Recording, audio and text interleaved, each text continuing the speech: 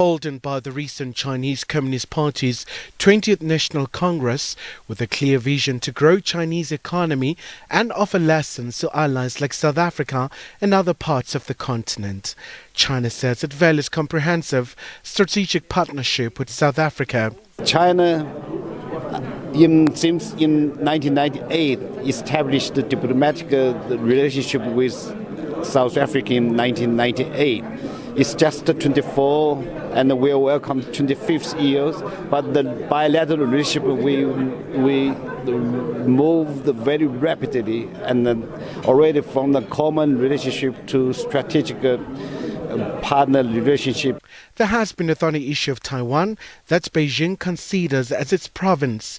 Consul General says they will not allow interference with their affairs. And I mention of that when China policy already become an international common conscience, without recognizing for this policy, there is no any official relations between China with anyone. So China oppose any state, any government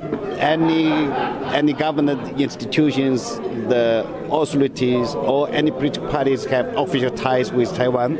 So the visit by the Mrs. Pelosi, who is the Speaker of the House of the U.S.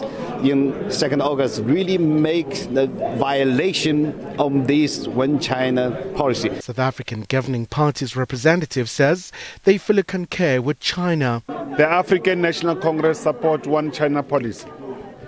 Taiwan is not a country. It is an integral part of China's region. So therefore, the efforts by President Xi Jinping for reunification of China must go ahead. And other political parties in attendance say it's impossible to ignore China's influence in the world. And their proper application of Marxism led to the massive and rapid development that has got to eradicate poverty almost completely, because more than 800 million people were taken out of poverty in China under the decisive and strategic leadership of the Communist Party of China. They've managed to reduce urban poverty.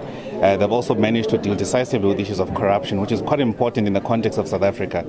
As the world leaders gear up to meet in Indonesia for the G20 summit, President Cyril Ramaphosa is going to meet with his Chinese counterpart, President Xi Jinping.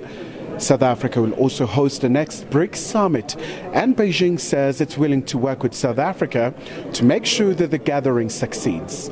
Khumalo, SABC News, Johannesburg.